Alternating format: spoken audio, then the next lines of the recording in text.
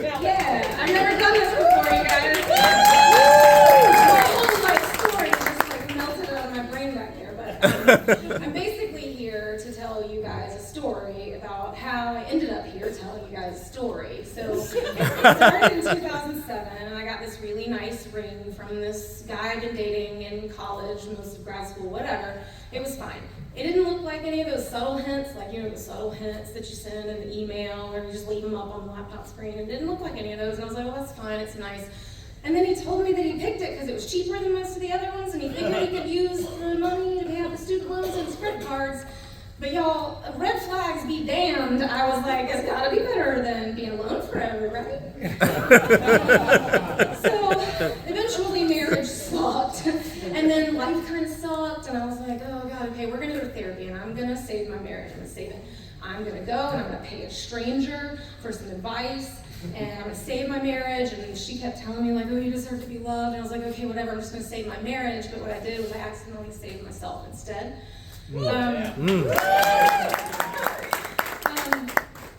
so we're driving down the road one day, me and whatever his name is, and we're I've been driving for a while, and I'm tired, and I'm like, I'm gonna stop and get gas. Would you mind getting out to pump the gas? And with no eye contact, with no hesitation, he says, you can do it yourself. So I have a 3-year-old daughter sitting in the back seat, and I said, I don't know what I deserve in life yet. Like, I'm paying the stranger to give me the advice, but I'm not sure I believe any of it yet. But I got a 3-year-old, little eyes that are listening and watching and learning, and I know she deserves better than that.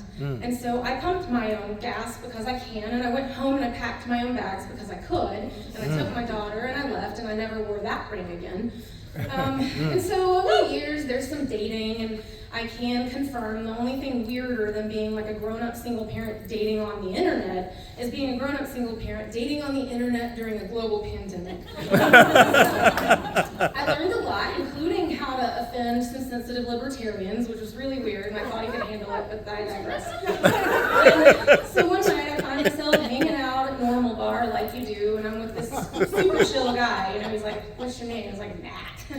Okay, you're pretty cool. And I'm like, I don't know, he might be too cool for me, or like he's like too outdoorsy for me, and he's got a lot of hobbies and stuff, and I know he's way too relaxed for me. So we went on a few dates, and then I'm like, I don't think this is gonna work, because I'm gonna, you know, protect myself from whatever's coming, because that's what we do when we're sad and hurt. And so I tell him we can't really hang out anymore. And so then, as one does, I tried to get him to date one of my friends. So I'm sitting there and I'm like, oh, Alexis, look, okay, he's emotionally mature, and he's a good listener, and he's confident, and he's secure. And she does that thing you do where you kind of like lean away a little, and you cock your head, and you like squint, and she's like, then why aren't you dating him? So she didn't buy it, and we're out at Normal Bar again one night. She announces that she's leaving, she's going home.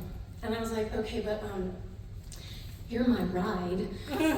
She, with a little twinkle in her eye, was like, why don't you just call Matt?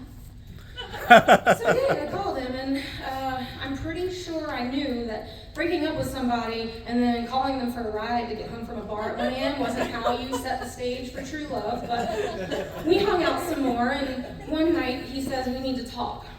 I'm like, this is it. He's had a look around at the chaotic mess, and he's like, okay, that's not for me. And he's like, I just want to know if this is just super casual, if we're really dating. So I confessed, and by confess I mean I told him I'd sleep on the steps of the courthouse tonight if you wanted to, or I have a minister friend that lives right down the street. And now I'm like, okay, now he's really seeing the crazy, but he laughed it off, and we kept hanging out for some reason, so it's kind of weird. And then we're at my house one afternoon, and I walk upstairs, and I've ordered this lovely bed off of Amazon that comes in 587,000 pieces. And he's got his little, like the world's dorkiest headlamp, and he's like elbow deep in like drill bits and nuts and bolts and screws and washers, dryers, like whatever. And he's like flipping through the Amazon diagrams, and it's all like beautifully translated Chinese instructions. And he's doing great, and I was like, the lady that I kept paying for advice was like, you know, you deserve to live in your truth. And so I told him, look, I'm going to tell you my truth right now. And I was like, I have no pressure. Like, I'm a grown adult, and I don't expect anything in return. I'm not telling you any of this because I need anything reciprocated, but I need you to know I love you, which I told him over my newly built Amazon bed.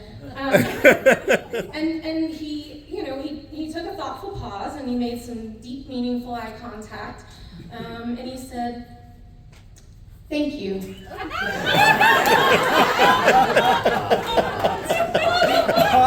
But true to my word, I handled it, and we rolled right through it, and I was like, but I said my truth. And he went home, and a few hours later, my phone rings, and it's him. And I'm like, oh, okay, but here we go, really. And he's like, look, we really should be having this conversation in person, but I knew we weren't going to see each other for like 3 more days, and it doesn't need to wait that long. And I'm like, okay, now he's seen crazy. He's like, she told me she loved me over a bed. So I'm ready. I'm like, okay, this is it. I know I messed this up. And then he says, I know I messed this up. I was like, oh, okay. He said, I let the moment pass, and I don't want to let any other moments pass before you know that I love you too. And so I'm like grinning like an idiot because we're on the phone now and he can't see me. So I took a thoughtful pause and then I said, thank you. So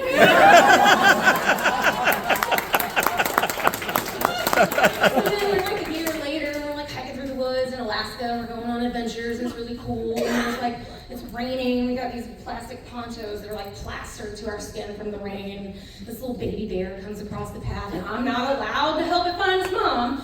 But anyway, eventually we get to the glacier and we're all alone and it's lovely and magical and he pulls out this ring and I'm like, okay, and he wants to know if I'll be his forever adventure buddy and I'm like, okay, and I look at this ring and I'm like, oh, not again. It doesn't look like any of those subtle hints.